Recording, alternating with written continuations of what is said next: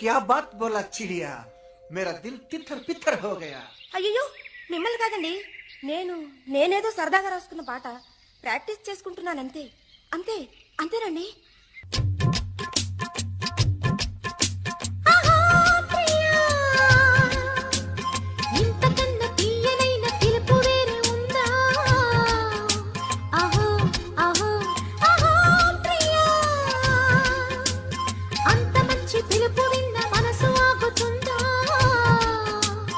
కౌగిలించవా